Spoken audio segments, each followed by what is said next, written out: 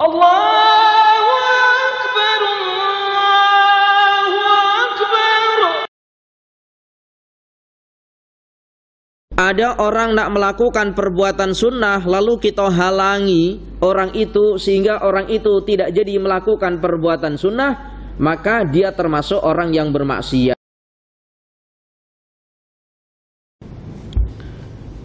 Bismillahirrahmanirrahim. Assalamualaikum warahmatullahi wabarakatuh.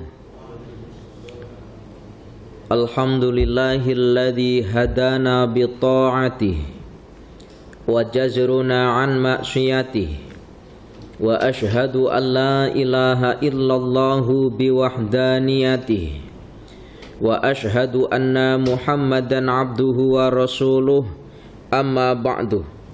Hadirin jamaah muslimin wal muslimat rahimakumullah.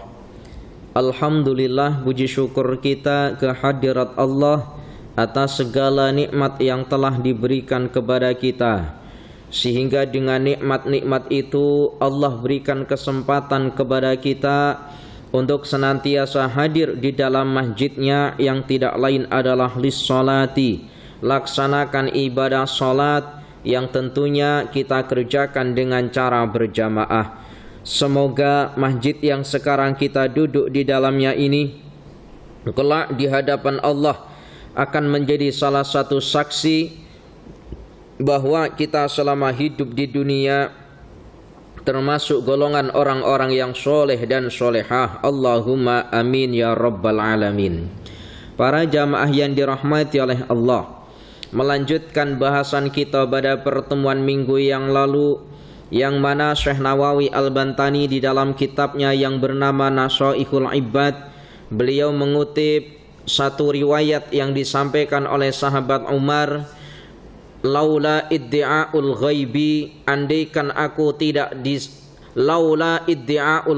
andaikan aku tidak takut disangka sebagai orang yang tahu akan perihal yang gaib atau benda yang gaib, la syahatu, niscaya aku akan bersaksi ala khamsi nafarin, atas 5 golongan, innahum ahlul jannah, yang mana 5 golongan ini merupakan penduduk surga. Yang pertama siapa? Yang pertama adalah al-faqiru sahibul iyali, kata Sayyidina Umar. Al-faqiru, orang fakir, sahibul iyali, yang mempunyai keluarga. Secara ringkas, karena pada pertemuan minggu yang lalu Ustadz sudah jelaskan panjang lebar, yang dinamakan orang fakir yang mempunyai keluarga, dia selamat atau dia merupakan penduduk surga, itu maknanya bagaimana? Orang fakir atau orang yang kesusahan. Orang fakir itu kan orang kesusahan. Orang miskin namanya orang kesusahan. Kalau tidak kesusahan maka tidak dinamakan fakir miskin. Dia punya keluarga, punya anak, punya istri. Meskipun dia dalam keadaan kesusahan, tapi dia tidak meninggalkan kewajiban untuk memberikan nafkah terhadap anak istri. Bukan hanya setakat itu, dia pun tidak lupa menunaikan kewajibannya kepada Allah. Sudah fakir, miskin, kekurangan, mempunyai keluarga, dia tidak meninggalkan kewajiban untuk memberikan nafkah kepada anak dan istrinya, pun juga tidak meninggalkan kewajibannya kepada Allah Azza wa Jalla. Inilah yang dinamakan orang fakir, sahibul iyali, yang merupakan penduduk surga. Para jamaah yang dirahmati oleh Allah. Kemudian yang kedua, wal mar'atur radhi anha zaujuha, seorang perempuan yang mendapati ridho daripada suaminya. Perempuan yang mendapati ridho daripada suaminya. Ada ibadah yang sifatnya wajib, ada ibadah yang sifatnya sunnah. Bila seorang perempuan yang bermakna istri di sini hendak melakukan perbuatan sunnah, apapun itu perbuatan sunnah, apakah itu berupa puasa sunnahnya atau sunnah-sunnah yang lain, maka hendaklah meminta izin terlebih dahulu kepada suaminya. Kalau itu hubungannya dengan benda-benda yang umpama begini. Puasa sunnah itu kan 1 hari penuh. kita kena minta izin terlebih dahulu kepada suaminya. Ridho tak suaminya bila istrinya ini nak melakukan ibadah sunnah. Sebab ini ibadah yang dikerjakan banyak jamnya atau 1 hari penuh. Takut-takut suaminya ini tak ridho. Sebab apa? Mungkin suami ada hajat kepada istrinya. Hajat apa maknanya? Faham sendirilah maknanya bagaimana. Nah ini, para jamaah yang dirahmati oleh Allah. Atau semisal istri nak melakukan ada kuliah duha, umpama nak pergi ke masjid, macam mana suamiku? Ridho tak aku pergi ke masjid? Andaikan suaminya tak ridho, tak payah pergi. Mungkin suaminya ada hajat dengan istrinya. Tapi kalau benda-benda sunnah, umpama sunnah-sunnah, umpama begini, sholat ba'diyah misal. Sholat ba'diyah ini kan ibadah sunnah. Perlu tak ustaz izin kepada suaminya? Tak perlu. Ini tak perlu izin. Sebab apa? Sebab yang demikian ini tidaklah memerlukan masa yang panjang. Tidaklah memerlukan masa yang panjang. Para jamaah yang dirahmati oleh Allah, baginda Nabi Muhammad sallallahu alaihi wasallam sabda, ayyuma mar'atin matat wa zawjuha anha radin dakhalatil jannata. Mana-mana perempuan yang bermana istri, mana-mana istri yang mati, perempuan lah, jangan istri.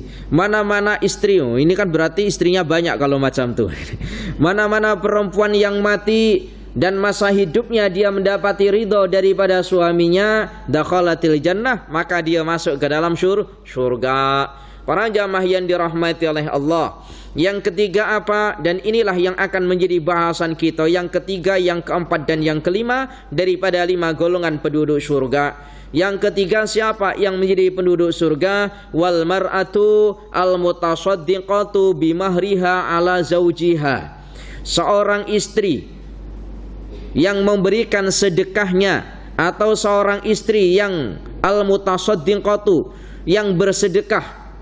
Seorang perempuan atau seorang istri yang bersedekah bimahriha, dengan mahar yang dulu pernah diberikan oleh suaminya. Sedekahnya kepada siapa? Ala zaujiha, sodakohnya atau sedekahnya itu kepada suaminya. Paham ya ini ya? Ya Allah ya Karim, ketika kita nikah semuanya pasti ada memberikan mahar. Mahar tak ada terhad, tak ada batas minimal ataupun maksimal, tak ada, berapapun boleh. Sampai-sampai dalam satu hadis diterangkan bahwa bila kau tak dalam salah satu keterangan diterangkan bahwa andikan engkau nak menikah dan tak ada mahar, maka boleh cukup dengan menggunakan cincin, meskipun itu min khatamin hadidin, meskipun itu cincin yang terbuat daripada besi. Terbuat daripada besi. Sekarang nih perempuan nih, kalau cincinnya tidak emas, tidak perak, tidak permata, tak nak, sampaikan yang demikian ini. Ini hadis kalau tidak salah, hadis. Para jamaah yang dirahmati oleh Allah, ingatlah bahwa ada kaidah dalam Safinatun Najah, dalam kitab Safinatun Najah. Seseorang menghalangi seseorang untuk melakukan perbuatan sunnah itu dinamakan maksiat. Perhatikan molek-molek. Ada orang nak melakukan perbuatan sunnah, lalu kita halangi orang itu sehingga orang itu tidak jadi melakukan perbuatan sunnah, maka dia termasuk orang yang bermaksiat. Contoh yang mudah begini. Ada orang sholat, ada orang tua yang tiap-tiap hari boleh pergi ke masjid. Lalu tiba-tiba imamnya ganti orang hafaz Al-Quran 30 juzuk. Setiap sholat itu bacaannya suratnya panjang, surat Al-Baqarah dibaca dalam 1 rakaat umpama. Sehingga orang tua ini esoknya tak pergi lagi ke masjid. Ditanya, Pakcik bapo tak pergi ke masjid? Pakcik tak tahan dah berdiri lama, imamnya bacaannya panjang, tak tahan dah berdiri lama. Yang demikian ini boleh bermaksiat. Kenapa? Menghalangi seseorang yang asalnya sudah boleh pergi ke masjid. Asbab yang demikian, pakcik tak pergi ke masjid. Sekarang untungnya apa? Coba bayangkan. Untungnya apa? Kalau imam itu bacaannya panjang, agak-agak untungnya itu kepada siapa? Mungkin kepada imamnya saja. Tidak ada untungnya kepada jamaah. Untung terhadap imam, bacaannya molek, hafalannya bagus. Untungnya pada imam, jamaahnya tak ada untung apa-apa. Yang ada sakit dah berdiri lama. Maka ada dalam salah satu keterangan itu, hasiru sholatakum, ringkaslah sholatmu, yang maknanya itu ringkaslah sholatmu, jangan tak payah panjang-panjang, maksudnya semacam itu. Ringkaslah sholatmu, cukup biasa-biasa saja. Para jamaah yang dirahmati oleh Allah. Tapi para jamaah, bila kita mampu, semisal ya nggak apa-apa, afdal sahaja. Kebetulan makmumnya hafal Al-Quran, imamnya hafal Al-Quran, sholat, satu sholatan, semisal setiap satu rakaat, satu juzuk, tak apa. Di Indonesia itu ada satu pondok, di Temboro namanya. Tengok dalam YouTube itu ada. Itu setiap malam ketika sholat taraweh 20 rakaat itu hatam Al-Quran. Jadi imamnya itu mulai daripada sholat taraweh sampai 20 rakaat itu khatam, mulai daripada juzuk pertama sampai 30 hatam. Selesainya bila nak dekat-dekat sahur baru selesai sholat tarawehnya. Tapi imamnya hafal Al-Quran, makmumnya juga hafal Al-Quran. Boleh berdiri lama. Kalau kita nih jatuh dah tak bangun lagi untuk selama-lamanya. Kita nih. Para jamaah yang dirahmati oleh Allah, ya Allahu ya Karim.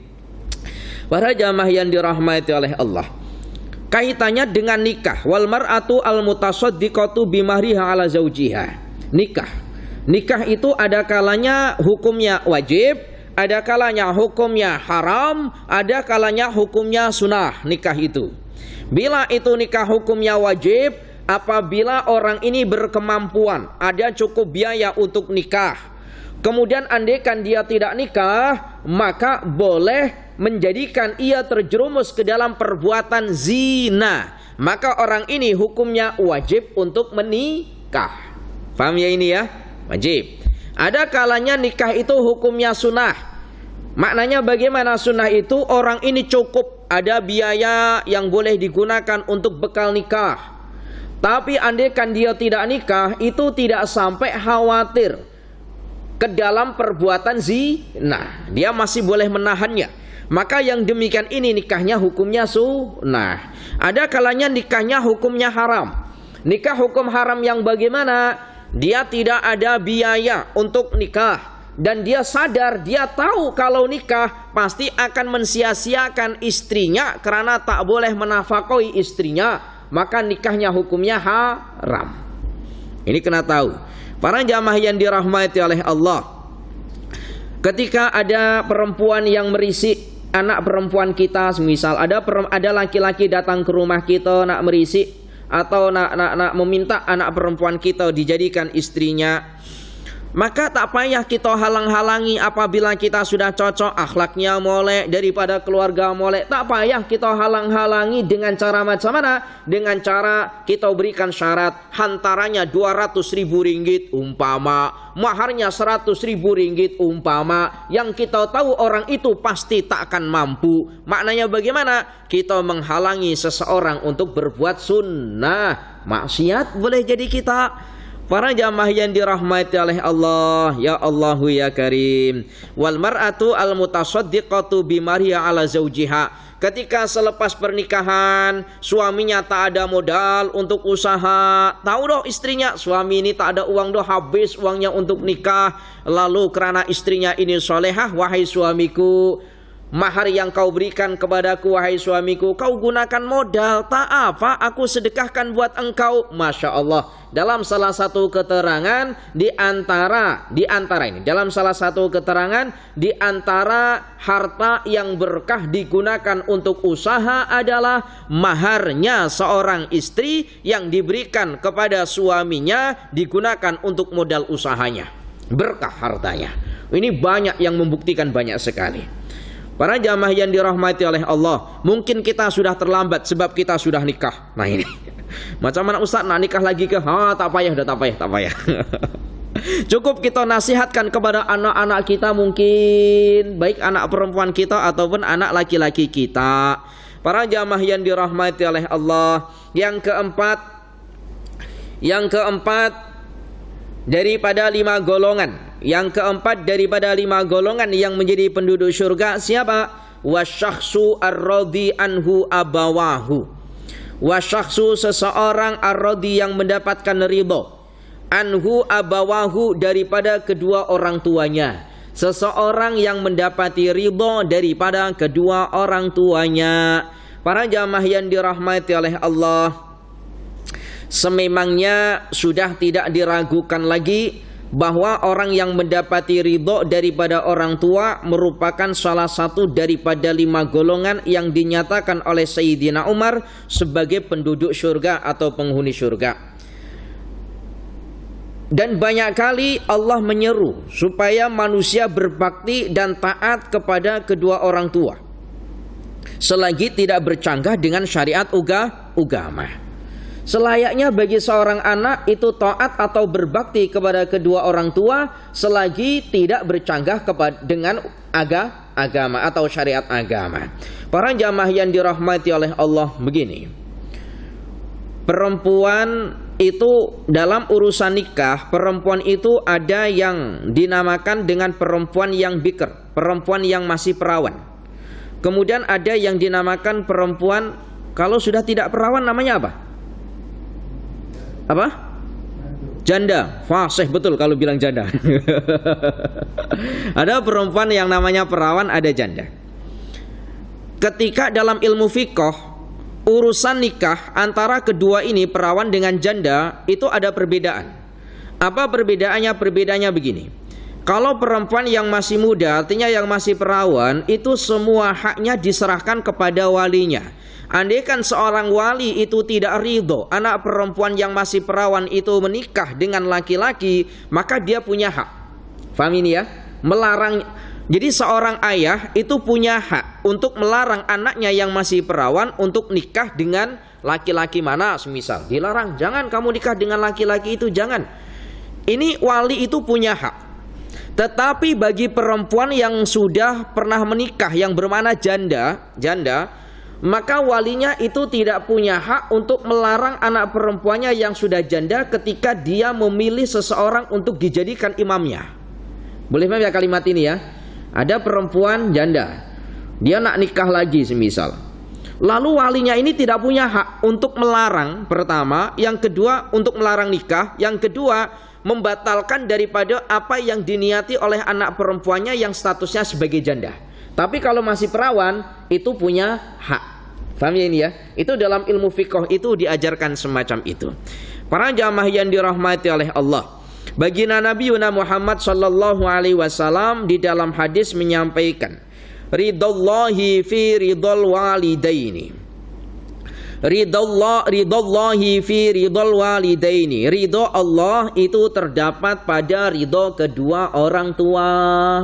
Para jamaah yang dirahmati oleh Allah, ridho Allah itu juga terdapat pada ridho kedua orang tua. Maka dalam urusan kebaikan para jamaah, dalam urusan ini, dalam urusan anak kita, apapun itu bentuknya, jangan sampai mudah-mudah lisan kita ini berkata tidak molek kepada anak kita. Takut-takut apa? Lisan orang tuanya berkata tak molek, maka boleh jadi nanti akan dikabulkan oleh Allah. Kenapa? Sebab dalam hadis selanjutnya dikatakan wasakhatullahi fi sakhatil walidaini, dan amarahnya Allah ataupun murkanya Allah ada pada murka kedua orang tua. Asbab murkanya kedua orang tua, asbab itu Allah pun murka kepada dia. Ya Allahu ya Karim. Nah ini pentingnya kita di Indonesia itu, wallahu alam, ada satu negeri namanya Palembang. Di Palembang itu ada satu kisah ini wallahu alam betul atau tidak. Ada seorang laki-laki yang dia durhaka kepada ibunya. Kemudian laki-laki ini dikutuk menjadi batu. Jadilah batu. Kalau tengok ada cerita namanya maling kundang namanya. Pernah dengar cerita ini? Itu di Palembang, maling kundang. Namanya maling kundang, laki-laki ini yang maling kundang. Wallahu alam cerita ini sahih apa tidak. Para jamaah yang dirahmati oleh Allah, ridallahi fi ridal walidaini wa sakhatullahi fi sakhatil walidaini. Ridha Allah terdapat pada ridho kedua orang tua. Maka doakan baik-baik terhadap anak kita. Doakan baik-baik terhadap anak kita. Para jamaah yang dirahmati oleh Allah, ada 9 hadis yang Ustadz boleh kumpulkan, yang mana 9 hadis ini menerangkan tentang memuliakan dan berbakti kepada kedua orang tua. Yang pertama, Ustadz, apa hukumnya menyakiti orang tua? Ya jelas hukumnya haram. Itu di dalam ayat Al-Quranul Karim Allah jelaskan. Di dalam ayat Al-Quranul Karim itu dijelaskan. Itu apa namanya? Wala takul lahuma uffin. Itulah dalam ayat Al-Quran. Ada yang ingat nggak ayatnya? Wala takul lahuma, jangan kau ucapkan lahuma kepada keduanya. Kepada keduanya siapa? Orang tua, mak, ayah kamu, dengan kalimat dengan kalimat Diperintah anaknya, nak, kau sholatlah, nak, semisal. Ini kan menandakan marah, ya kan? Ini hukumnya haram. Hukumnya haram. Seorang anak kepada kedua orang tuanya menentang dengan kalimat semisal. Itu ya, wala takul lahuma uffin. Wala takul lahuma, jangan engkau ucapkan keduanya dengan kalimat Diperintah apa? Suruh apa? Bermakna berat nak melakukan. Ini hukumnya haram. Lalu bagaimana dengan perkara yang lain? Kalau mengatakan saja kepada orang tua itu hukumnya haram, apalagi berkata yang tak boleh, memukul umpama, lebih-lebih haram. Para jamaah yang dirahmati oleh Allah, belum lama itu ada berita viral dekat Facebook. Anak membunuh orang tuanya, asbab apa? Orang tuanya membagi harta dianggap tidak adil, sehingga anaknya yang mendapati harta yang katanya tidak adil ini berani membunuh orang tuanya sendiri. Ya Allahu ya Karim. Para jamaah yang dirahmati oleh Allah, ketika kita mungkin ada sakit hati dengan kedua orang tua kita mungkin, maka bayangkan macam mana susahnya orang tua kita ketika mengandung kita selama 9 bulan lamanya, tidur tak sedak, kemana-mana rasanya berat. Macam mana ketika kita lahir, bukan kemudian kita boleh terus jalan mandi sendiri, bukan, tetapi kita dimandikan, apa-apa dilayani oleh orang tua kita. Bayangkan ketika kita ada sesuatu yang mungkin kita tak enak hati dengan orang tua, bayangkan macam mana susahnya dulu ketika merawat kita. Para jamaah yang dirahmati oleh Allah, ada 9 hadis. Yang 9 hadis ini menerangkan tentang memuliakan dan berbakti kepada kedua orang tua. Yang pertama, mengenai tentang amal yang paling utama. Diriwayatkan daripada Abdullah bin Mas'ud radhiyallahu anhu. Sa'altu Rasulullah sallallahu alaihi wasallam. Abdullah bin Mas'ud bertanya kepada baginda Nabi sallallahu alaihi wasallam, "Qultu, ya Rasulullah, aku bertanya kepada Rasulullah, ya Rasulullah, ayyul amali afdalu? Amalan apa yang paling utama?" Apa jawab baginda Nabi? Qala as-sholatu ala miqatiha. Salat pada waktunya. Ini. Salat pada waktunya ini macam mana, Ustadz? Para ulama menjelaskan yang dinamakan salat pada waktunya ini adalah salat di awal waktu. Bukan kemudian umpama begini, zuhur, adzan sekarang pukul 1 umpama, habisnya masa zuhur sampai pukul 4 contoh. Lalu kita pukul 4 baru sholat. Ustadz, itu kan saya sholat pada waktunya, waktu sholat zuhur. Bukan semacam itu, tetapi sholat di awal waktu. Ya Allahu ya Karim. Para jamaah yang dirahmati oleh Allah, kemarin sudah saya jelaskan perihal tentang begini. Seorang hamba itu punya kewajiban kepada Rabbnya atau kepada Tuannya. Apa kewajiban kita kepada Tuhan kita yang tidak lain Allah? Kewajiban kita adalah sholat. Sholat itu tanpa harus diperintah, kita sudah harus mengerjakan. Kenapa? Sebab itu kewajiban.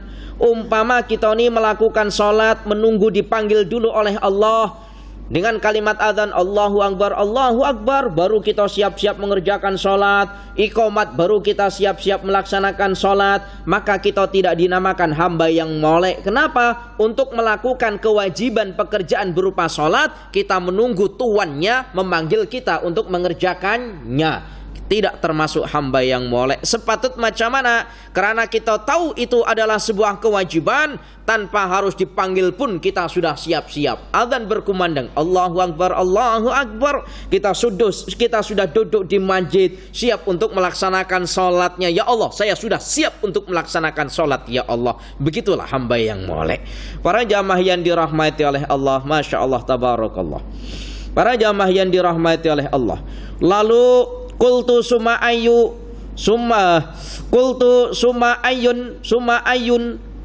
Kemudian Ibnu Mas'ud bertanya kembali, kemudian apa wahai baginda Nabi yang lebih utama lagi selain daripada sholat di awal waktu?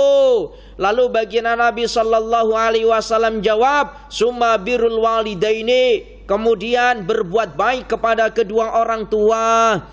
Berbuat baik kepada kedua orang tua. Para jamaah yang dirahmati oleh Allah, mungkin kita ini tak boleh berikan harta benda kepada orang tua kita.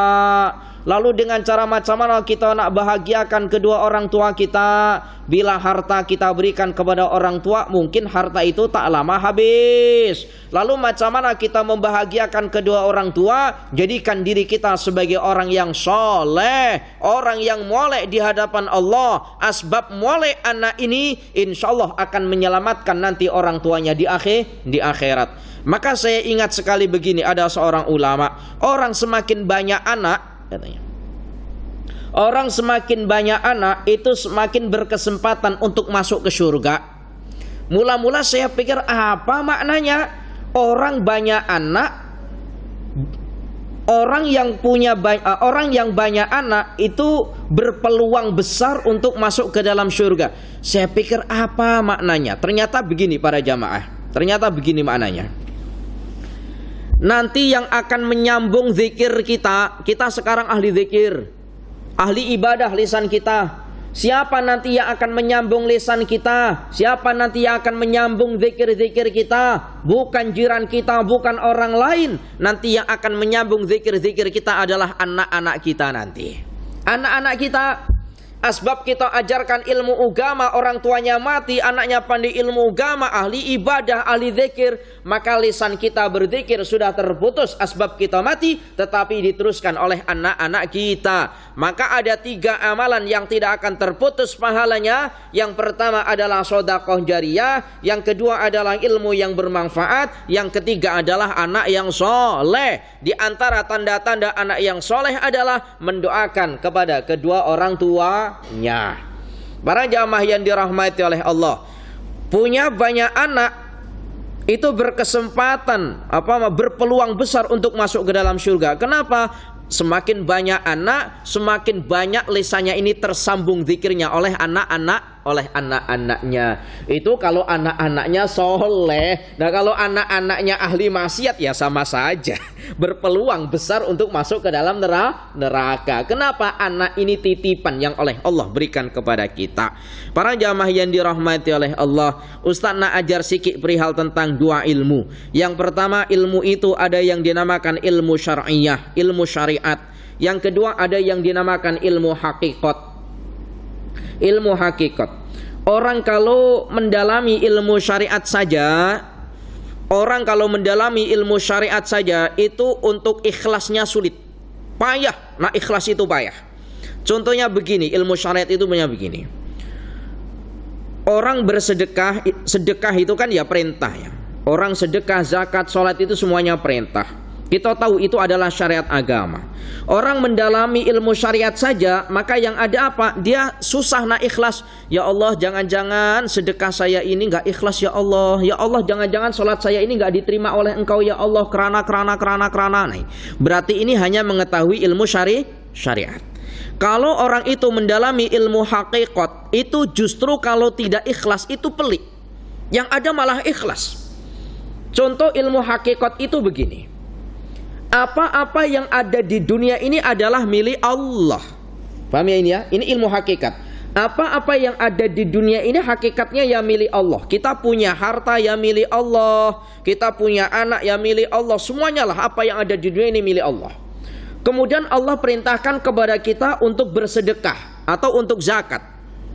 Maka ketika kita mendalami ilmu hakikat, kita dalam melakukan ibadah tidak akan berat. Saya sedekah tak akan berat. Kenapa? Wong ini kan titipan yang oleh Allah berikan kepada kita. Hartaku ini titipan Allah. Allah perintahkan untuk diberikan kepada orang ini. Macam mana saya boleh berat? Wong ini bukan harta saya.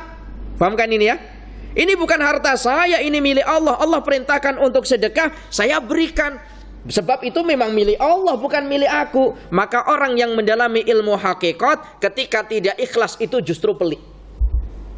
Boleh paham gak keterangan saya ini? Boleh paham ya? Jadi semacam itu.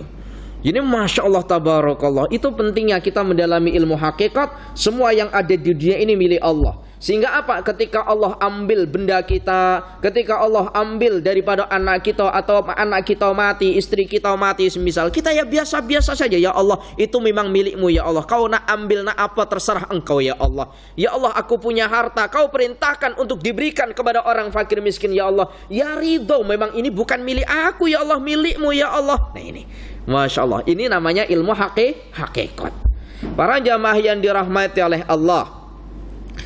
Kemudian kultu, Ibnu Mas'ud pun bertanya kembali, summa ayyun ya Rasulullah, kemudian apalagi amal yang lebih utama ya Rasulullah? Apa jawab baginda Nabi? Qala al jihadu fi sabilillah, jihad fi sabilillah. Yang pertama apa? Salat pada waktunya. Kemudian pada waktunya ini bermakna di awal waktunya.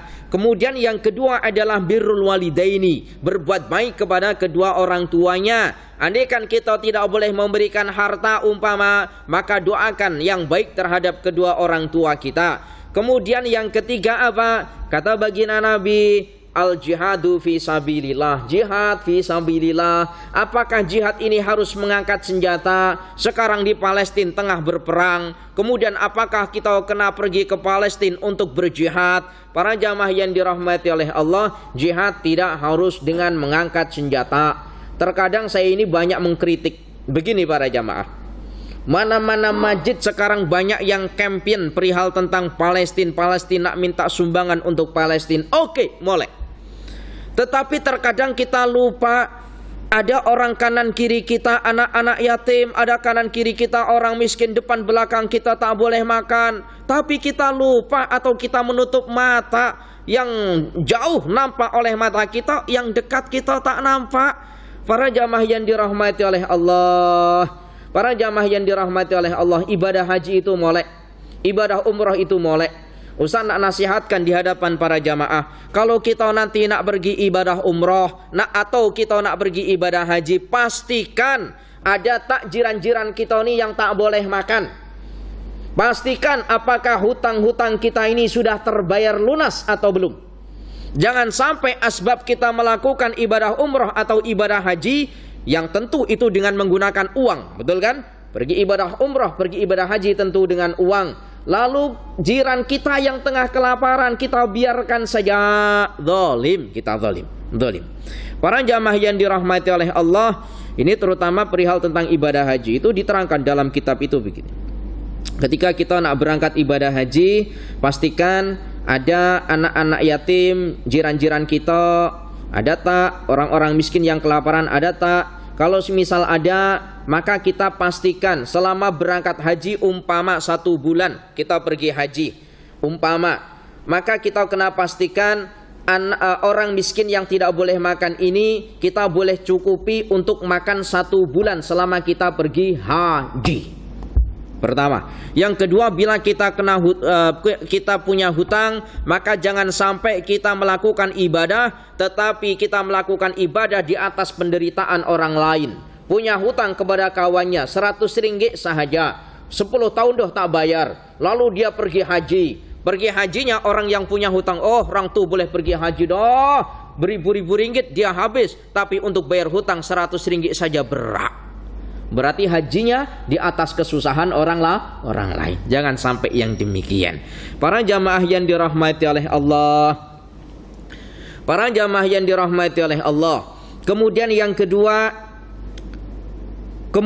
kedua daripada 9 hadis yang Ustaz boleh tulis perihal tentang memuliakan dan berbakti kepada kedua orang tua, yang kedua adalah jihad merawat kedua orang tua. baginda Nabi Muhammad sallallahu alaihi wasallam dalam satu hadis diriwayatkan oleh Abdullah bin Umar bin As radhiyallahu anhuma yaqulu jaa rajulun ilan nabi.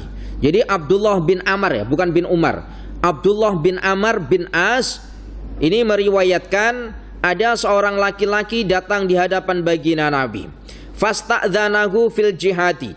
Kemudian laki-laki ini meminta izin kepada baginda Nabi untuk melakukan jihad, nak berjihad, nak berperang bersama baginda Nabi sallallahu alaihi wasallam. Lalu faqala lahu Rasulullah sallallahu alaihi wasallam, lalu baginda Nabi pun kata kepada laki-laki ini, kata apa?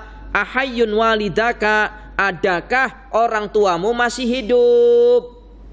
Tanya baginda Nabi. Lalu jawab pemuda ini, qala na'am, betul wahai baginda Nabi, orang tua aku masih hidup. Lalu berkata baginda Nabi, fafihima fajahid, merawat kedua orang tua itu juga termasuk jihad, kata baginda Nabi. Mulai paham ya kalimat ini ya? Ya Allahu ya Karim, merawat kedua orang tua kita jihad. Ini tadi ada riwayat, ada seorang laki-laki menghadap baginda Nabi untuk ikut berperang atau untuk jihad.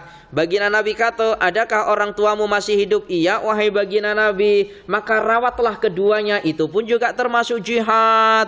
Satu, orang tua kita boleh merawat anaknya yang 10-20, tapi belum tentu anak yang 10-20 itu belum tentu boleh merawat orang tuanya yang 2 itu. Berat. Para jamaah yang dirahmati oleh Allah, ya Allahu ya Karim, Masya Allah. Para jamaah yang dirahmati oleh Allah, ini tahadus bin nikmah, cerita sikit. Ada orang tua yang laki-laki sudah tidak boleh lumpuh, tak boleh berjalan, pokoknya sudah di pembaringan, nggak boleh jalan, nggak boleh apa. Yang perempuan ini masih boleh jalan, orang tua. Lalu anaknya ini menjual rumah beserta dengan tanahnya untuk biaya daripada orang tuanya. Kenapa? Sebab anak-anaknya ini tidak ada yang kasih uang kepada orang tuanya, sementara orang tuanya dah tak boleh lagi kerja. Alhasil apa? Alhasil rumahnya dan tanahnya itu dijual, bermaksud digunakan untuk merawat daripada orang tuanya. Bila ternyata rumah dan tanahnya sudah dijual, ternyata apa? Ternyata hartanya ini justru menjadi rebutan anak-anaknya. Orang tuanya malah tidak kebagian. Saya merasa dosa sekali. Kenapa? Sebab yang beli tanah dan rumah itu saya sendiri. Saya merasa kasihan, dosa. Akhirnya apa? Dah lunas dah 3 tahun yang lalu. Akhirnya apa? Dah tak apa dah kau orang tua, duduk sahaja kat rumah ini pun tak saya guna juga, tanah ini pun tak saya guna juga. Dah duduk tak apa. Sehingga saya tunggu anak-anaknya itu sampai sadar. Ya Allah ya Karim, sampai segitunya. Saya pun merasa dosa. Kalau usir orang ini pun anak hidup kat mana? Ya Allah ya Karim, ini di kampung saya. Para jamaah yang dirahmati oleh Allah. Kemudian yang ketiga dan yang terakhir daripada 9 hadis, insyaallah kita sambung pada lain kesempatan. An Abdullah bin Amr radhiyallahu anhuma qala jaa rajulun ila Rasulillah sallallahu alaihi wasallam. Faqala jitu ubayyi'uka 'alal hijrati wa taraktu abawai yabkiyani. Faqala irji fa'adhikhuma kama abkaitahuma. Ini sama diriwayatkan daripada Abdullah bin Amr. Kalau tadi ada seorang laki-laki yang izin kepada baginda Nabi nak melakukan perbuatan jihad, lalu baginda Nabi tanya, adakah orang tuamu masih hidup? Iya wahai baginda Nabi, rawat keduanya itu pun termasuk daripada jihad. Kemudian riwayat yang lain sama daripada Abdullah bin Amr. Datang seorang laki-laki di hadapan baginda Nabi sallallahu alaihi wasallam. Lalu laki-laki ini berkata, jitu ubayyi'uka, wahai baginda Nabi, aku datang di hadapanmu supaya engkau membaiat aku alal hijrati, untuk boleh hijrah, pindah, boleh pindah tempat. Dulu kan baginda Nabi itu kan pernah melakukan hijrah. Ini ada orang laki-laki yang nak mengikuti hijrahnya baginda Nabi sallallahu alaihi wasallam. Wa taraktu, dan saya ini meninggalkan orang tua. Saya ini meninggalkan orang tua. Wahai baginda Nabi, ajak saya hijrah. tapi saya ini meninggalkan orang tua, yang mana ketika saya tinggalkan kedua orang tuaku itu, yabkiyani, keduanya itu menangis. Kata laki-laki ini. Boleh paham ya alur cerita ini ya? Lalu baginda Nabi berkata, faqala irji'. Lalu baginda Nabi kata kepada laki-laki ini, pulanglah. Kata baginda Nabi, pulanglah. Fa'adhikhuma, buatlah keduanya tertawa. Kama abkaitahuma, sebagaimana engkau menjadikan keduanya menangis. Kata baginda Nabi, pulanglah, jadikan kedua orang tuamu itu tertawa. Maknanya jadikan kedua orang tuamu itu bahagia. Sebab pergimu itu ditangisi oleh kedua orang tuamu, bertanda kalau kedua orang tuamu tak ridho kepadamu. Balik, jadikan orang tuamu itu tertawa atau bahagia. Asbab kau tak jadi pergi hijrah. Ya Allahu ya Karim. Sampai segitunya para jamaah. Ya Allahu ya Karim. Para jamaah yang dirahmati oleh Allah. Para jamaah yang dirahmati oleh Allah. Ini pengajaran bagi kita. Agak-agak kalau anak kita pergi ke pondok, orang tuanya menangiskah atau bahagia? Nah, pergi ke pondok ditangisi. Tak apa ya kita tangisi, nah tak apa. Sebagaimana ibunya Imam Syafi'i. Ibunya Imam Syafi'i itu begini, wahai engkau Muhammad bin Idris, yang tidak lain Imam Syafi'i ini. Wahai engkau Muhammad bin Idris, kau belajarlah dan jangan pernah kau balik ke rumah selagi engkau tidak membawa ilmu. Itu pesan ibunya. Ternyata apa? Ketika Muhammad bin Idris atau Imam Syafi'i ini belajar ke pondok, di pondok jadi orang alim, kemudian dia mengajar di kampung, sampai orang kampung itu sayang sekali dengan Imam Syafi'i. Lalu datanglah satu utusan memberitahukan kepada Imam Syafi'i, wahai engkau guruku Imam Syafi'i, ketika aku haji, aku berjumpa dengan seorang perempuan, yang kata perempuan itu engkau adalah anaknya. Apa kata perempuan itu? Dimintalah engkau untuk balik ke rumah. Kenapa? Sebab ketika aku mengajar di satu masjid, lisanku ini mengucapkan qala Muhammad bin Idris, qala Muhammad bin Idris, yang tidak lain apa yang ilmu yang saya sampaikan itu adalah bersumber daripada engkau wahai Imam Syafi'i. Lalu ibu ini mendatangiku, suruh balik Imam Syafi'i, sudah cukup ilmunya. Ketika balik orang kampung pun tak ridho, berat hati. Wahai Imam Syafi'i, kau nak balik ke rumah, maka terimalah hadiah-hadiah daripada orang kampung ini. Wakila ada 70 unta dan 70 unta dan 70 kuda, yang setiap unta dan kuda itu membawa makanan, membawa harta. Dibawa balik oleh Imam Syafi'i.